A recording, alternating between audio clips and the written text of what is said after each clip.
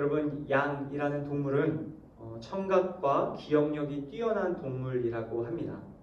한 연구에 따르면 양들은 목자의 목소리를 기억할 뿐만 아니라 이를 통해서 낯선 사람과 자신의 목자를 구별할 수 있다라고 말합니다.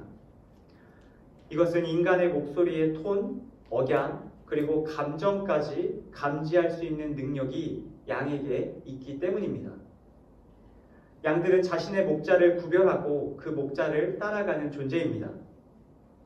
낯선 목자가 아무리 달콤한 목소리로 유혹한다 하더라도 아무리 부드럽게 말해도 양들은 반응하지 않습니다. 오직 자신에게 익숙한 그 목소리에 반응한다는 것이죠.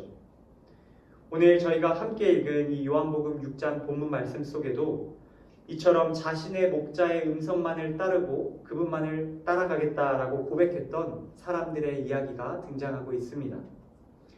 오늘 본문인 요한복음 6장 64절부터 71절까지의 전체 말씀은 앞선 우리 어제 말씀에서부터 이어지는 생명의 빵에 관한 예수님의 자기 고백과 그에 대한 제자들의 상반된 두 가지 반응을 저희에게 소개하고 있습니다. 예수님께서 앞서 사람들에게 들려주셨던 생명의 빵에 관한 말씀, 곧 예수의 말씀이 곧 영이요 생명이라는 말씀은 사람들이 이해하기에는 너무나도 어려운 말씀이었습니다. 심지어 예수님을 따르던 수많은 무리들, 바로 예수님의 제자들에게도 이것은 쉽게 이해할 수 없는 영적인 말씀이었습니다. 제자들 중에서도 특별히 영적인 지혜가 있는 자들만이 깨달을 수 있었던 말씀인 것이죠. 같은 말씀을 들어도 이처럼 제자들 안에서 다른 반응이 나타납니다. 오늘 말씀 64절 말씀, 또 64절 말씀인데 우리 다시 한 번만 함께 읽도록 하겠습니다. 함께 읽습니다. 그런데 너희 중에 믿지 않는 사람들이 있구나. 예수께서는 처음부터 누가 믿지 않는지, 누가 자신을 배반할지 알고 계셨던 것입니다. 네, 분명 제자들은 모두가 예수님께 같은 말씀을 들었지만 그들 중에 영적인 지혜가 있는 자들만이 예수님의 이 말씀을 깨닫습니다. 반면 영적인 지혜가 없었던 제자들에게는 예수님의 이 생명의 빵의 말씀은 이해가 되지 않았고 결국 예수님을 떠나게 되었습니다.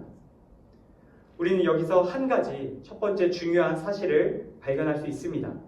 그것은 바로 예수님의 제자들이라 할지라도 언제든 예수님을 떠나게 될 수 있다는 것입니다. 예수님의 제자들이 예수님 곁에 머물며 그분을 지속적으로 따르기 위해서는 반드시 영적인 지혜가 필요합니다. 성령께서 허락해 주시는 영적인 지혜, 성령의 인도하심과 도우심, 그리고 주님의 말씀을 깨닫게 하심 없이는 우리는 예수님의 말씀을 들어도 예수님의 말씀을 깨달을 수 없고 그 말씀을 이해할 수 없으며 말씀을 따라갈 수 없다는 것입니다. 소원하기는 저와 이곳에 계신 우리 사랑하는 성도님 여러분 모두는 성령을 통해 예수님의 그 진리의 말씀, 영적인 말씀들을 잘 깨닫는 은혜가 있기를 간절히 소망합니다. 그분의 말씀 속에 담긴 영적인 진리가 깨달아지고 이해되는 일들이 매일 말씀을 묵상하고 주중의 예배와 토요주일, 일요주일의 예배를 통해서 우리에게 경험되어지기를 간절히 소원합니다. 두 번째입니다. 우리 66절 말씀, 67절 말씀 우리 이어서 한번 다시 읽겠습니다. 이 말씀 때문에 예수의 제자 가운데 많은 사람이 떠나갔고 더 이상 그분과 함께 다니지 않았습니다. 예수께서 12 제자들에게 물으셨습니다. 너희도 떠나고 싶으냐? 아멘. 네, 66절, 67절 말씀에는 예수님의 이야기를 들은 제자들 가운데 많은 사람들이 예수님 곁을 떠나갔다고 기록하고 있습니다. 여기서 제자라는 단어로 사용된 마데톤이라는 원어는 마데테스라는 제자의 소유격 복수형으로 일반적인 의미에서는 생도, 견습생을 가리키기도 하지만 오늘 본문 속에서는 예수님의 가르침을 받고 따르는 예수님을 의지하는 제자들을 가리킵니다. 이들은 다시 세 종류의 부류로 나눌 수 있는데 첫째는 예수님의 12 제자들, 곧 사도들이라고 지칭하는 사람들을 말하고 두 번째는 예수의 일반적인 제자들의 무리, 그리고 세 번째는 예수께서 세상을 떠나신 후에 예수를 따르는 그리스도인들이라고 할 수 있습니다. 오늘 본문 66절에 나온 이 제자라는 사람들은 앞서 말씀드린 두 번째 무리에 해당합니다. 다시 말해 일반적으로 예수님의 명성을 듣고 예수님을 따르는 사람들, 자신들의 세속적인 기대에 따라 예수님을 쫓던 사람들이 바로 오늘 말씀 66절, 67절에 나오는 제자들이었던 것입니다. 이들은 사실 예수님의 제자라는 호칭을 받기보다는 예수님의 팬에 가깝다라고 말씀드릴 수 있습니다. 카이 아이들먼이라는 사람의 책 중에 팬인가 제자인가 라는 책이 있습니다. 그 책에서는 예수님을 따르는 무리들을 팬과 제자로 구분해서 설명합니다. 예수님의 팬은 자기 중심에 자기 자신이 있는 사람을 말합니다. 자신을 위해서 예수님을 따르는 사람인 것이죠.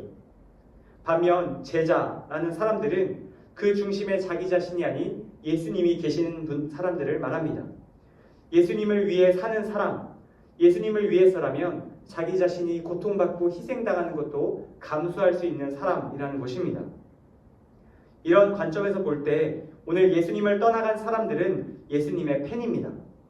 예수님이 자신에게 더 이상 매력적인 존재로 느껴지지 않자 더 이상 예수님이 내 삶에 나에게 필요한 도움을 주시지 않는다고 생각하자 예수님 곁을 미련 없이 떠났던 것이죠. 여러분, 저희 안에도 바로 이러한 모습이 있지는 않나 한번 돌아보길 원합니다. 예수님을 따르는 이유가 나 자신의 만족과 유익을 위해서는 아닌지, 내 삶의 주인이 예수님이 맞는지 한번 돌아보기를 원합니다. 예수님을 나의 삶의 주인으로 모신 사람은 예수님 때문에 어려움을 당해도 예수님을 떠나지 않습니다. 바로 그런 진정한 제자의 모습이 저와 여러분 안에도 있기를 간절히 소망합니다. 우리 마지막 세 번째입니다. 우리 68절에서 69절 말씀 한 목소리로 읽겠습니다. 시몬 베드로가 예수께 대답했습니다. 주여, 영생의 말씀이 주께 있는데 저희가 어디를 가겠습니까? 주는 하나님의 거룩하신 분임을 저희가 믿고 또 압니다. 아멘. 많은 사람들, 팬이라고 불릴 수 있는 많은 예수님의 제자들이 예수님을 떠나가는 모습을 보시고 예수님께서는 남아있는 예수님의 12제자들에게 이렇게 물으십니다. 너희도 떠나고 싶으냐? 너희도 가려느냐? 여러분, 이 물음을 들은 베드로가 12제자를 대표해서 다음과 같이 말합니다. 주여, 영생의 말씀이 주께 있는데 저희가 어디를 가겠습니까? 주는 하나님의 거룩하신 분임을 저희가 믿고 또 압니다. 아멘. 여러분, 베드로는 말하고 있는 것이죠. 예수 그리스도께서 생명의 양식이 맞으며 영생의 말씀을 주실 수 있는 분이시기 때문에 우리가 다른 곳으로 가는 것이 유익하지 않습니다. 여러분, 이 얼마나 기특한 대답입니까? 예수님이 누구신지 분명히 알고 신앙을 고백하고 있는 것입니다.